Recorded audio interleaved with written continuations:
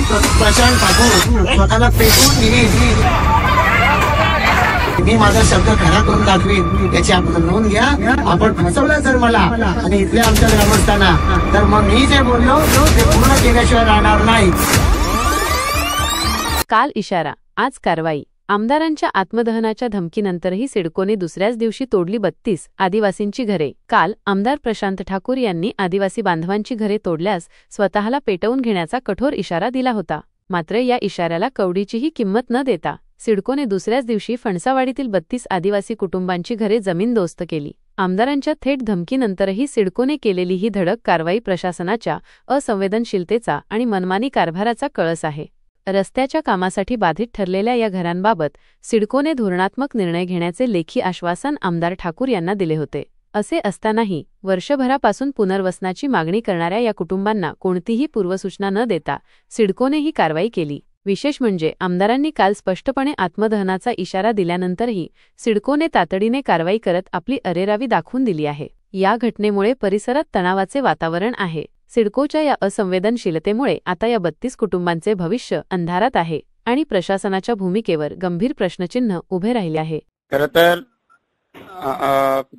करंजाडे वडगर या ठिकाणी, आता ही वडगर ग्रामपंचायतीच्या हद्दीमध्ये ही असलेली फणसवाडी नावाची ही आदिवासींची वसाहत आहे, ज्या ठिकाणी 32 घरं होती.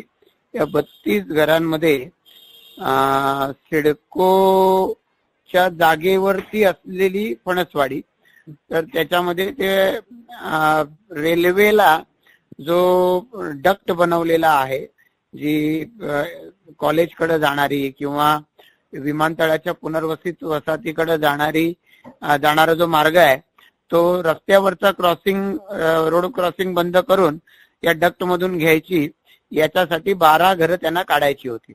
तर त्यांना पुनर्वसनाचा कुठलाही आधार न देता, आश्वासन न देता काढण्याचा प्रयत्न होता.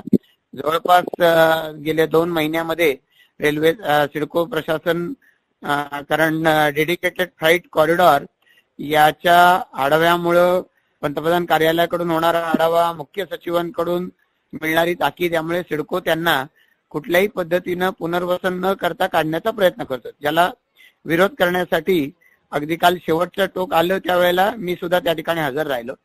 सिडकोच्या अधिकाऱ्यांनी मला चर्चेचं आमंत्रण दिलं.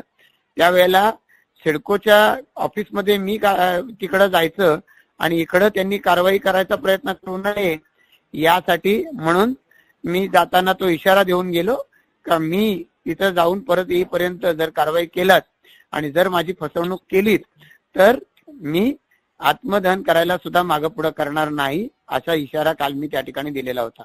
सिडकोच्या कार्यालयात गेलो. सिडकोच्या कार्यालयात गेल्यावरती तिथं आधी जॉईंट एमडी, सिडकोचे सीव्हीओ यांच्यावर चर्चा केल्या.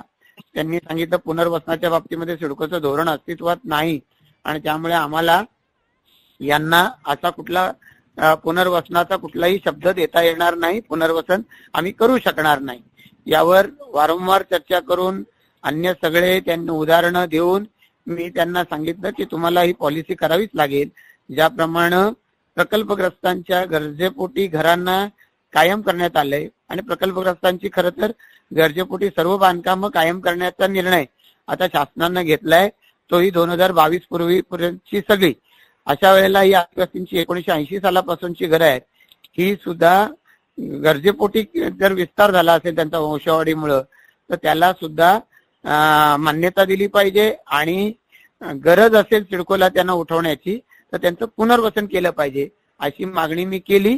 आणि मग सिडकोचे व्यवस्थापकीय संचालक सिंगल साहेब यांच्याबरोबर चर्चा केल्यावर त्यांनी या संदर्भातलं धोरण आम्ही सिडकोच्या बोर्डाकडे आणू याला मान्यता दिली. मात्र संदर्भामध्ये आता ज्या 12 घरांवरती आज कारवाई केलेली आहे, या 12 घरांना तात्पुरत्या स्वरूपामध्ये सिडकोनं जागा निर्माण करून द्यावी अशी मागणी केली. तर सिडकोचं म्हणणं होतं की आम्हाला अधिकृतरित्या त्यांना कुठलाही असं करता येणार नाही आणि त्यामुळे आम्ही आमच्या स्तरावर रेल्वेच्या ज्या कॉन्ट्रॅक्टरला काम करायचं होतं, नाईक म्हणून आहेत ते रेल्वेचे, तर त्यांच्याबरोबर चर्चा करून अधिकृत नाही पण त्यांना तात्पुरता निवारा होईल आणि पुनर्वसनाचं धोरण झालं की त्यानंतर त्यांचं पुनर्वसन करता येईल अशी व्यवस्था केलेली होती. पण आजच्या दिवशी त्या आदिवासींशी चर्चा करताना त्या आदिवासींनी या संदर्भात सहकार्य करायला मनाई केली आणि त्याच्यामुळे सिडकोनं ती कारवाई केल्याचं या ठिकाणी दिसतंय.